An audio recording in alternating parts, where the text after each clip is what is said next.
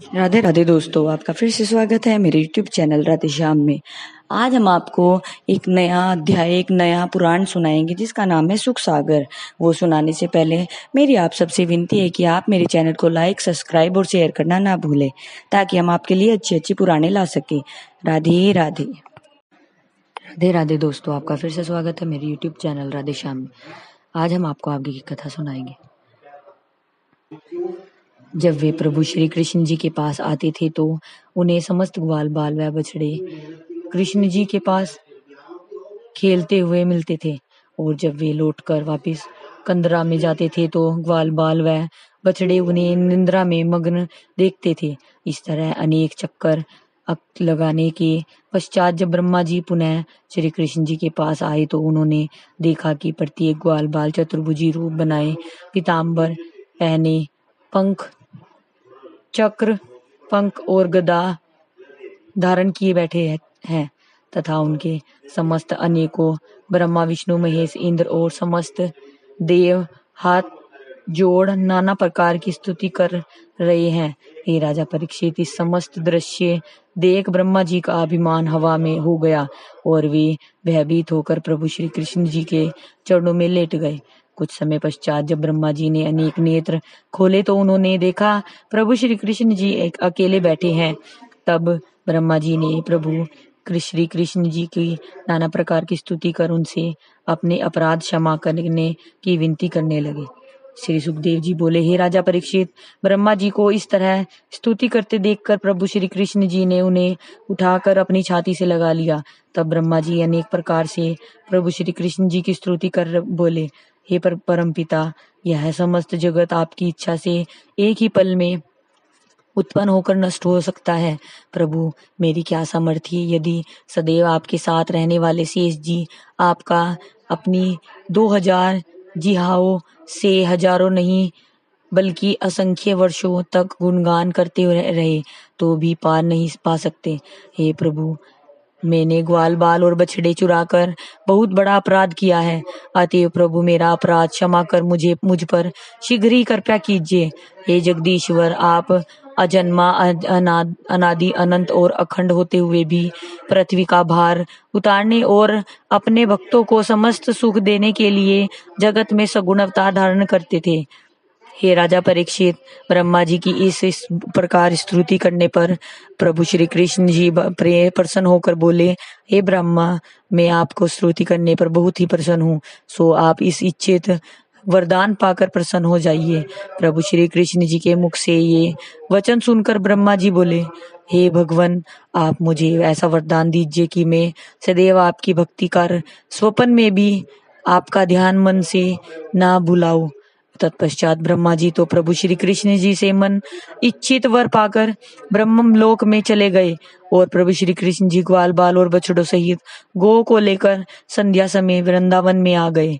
तब ग्वाल बालों ने घर जाकर अपने माता पिताओं को बताया कि आज श्री कृष्ण जी ने अघासुर दैत्य को मारकर हमारे प्राण बचाए हैं। ग्वाल बालों के मुख से यह सब सुनकर नंद जी, यशोदा जी व समस्त वृंदावन वासी आश्चर्यचकित रह गए। प्रभु श्री कृष्ण जी को भगवान रक्षक मानकर नंद जी ने श्री कृष्ण जी के हाथ से दिल खोलकर याचकों को खूब दान पुण्य कराया। इतनी कथा सुनाकर श्री सुखदेव जी बोले, हे राजा परीक्षित, जो भी कोई प्राणी सच्चे मन से ध्यान लगाकर प्रभु श्री कृष्ण जी की लीला को सुनता है वह समस्त सुखों को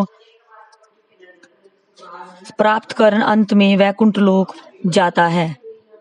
श्री सुखदेव जी बोले, हे राजा परीक्षित, जब प्रभु श्री कृष्ण जी ने छठे वर्ष में प्रवेश किया तो नंद जी ने बहुत बड़ा उत्सव कर दिल खोलकर याचकों को दान दिया।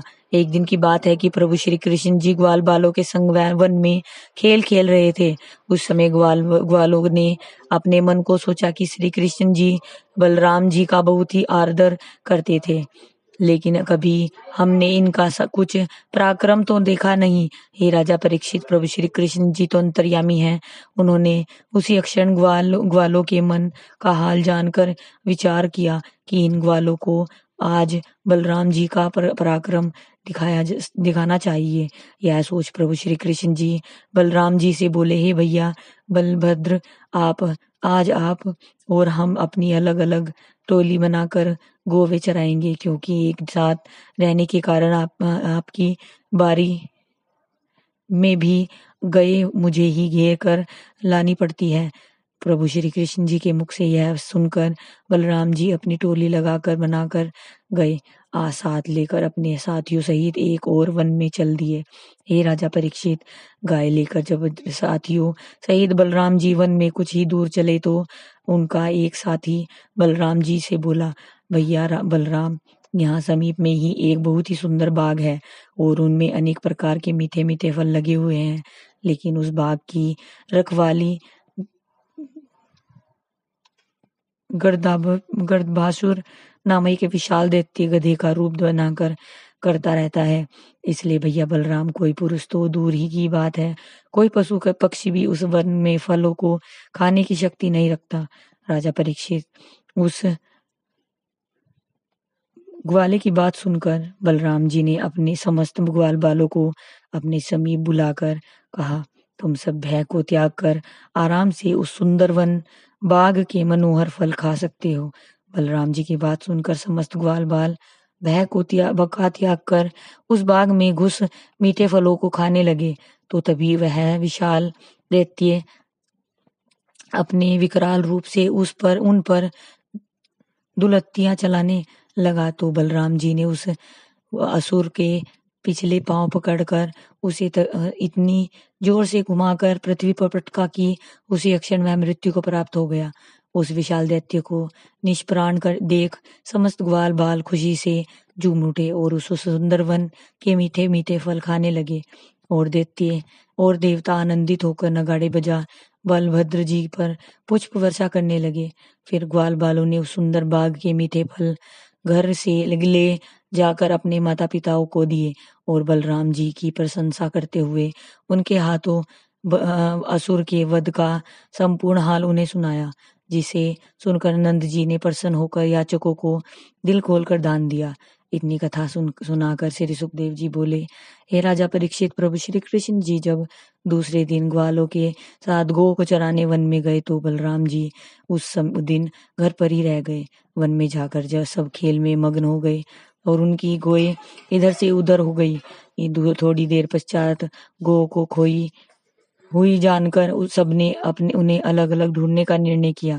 तो प्रभु श्री कृष्ण जी एक ओर चले गए, बाकी ग्वाले भी दूसरी दिशाओं में चले गए।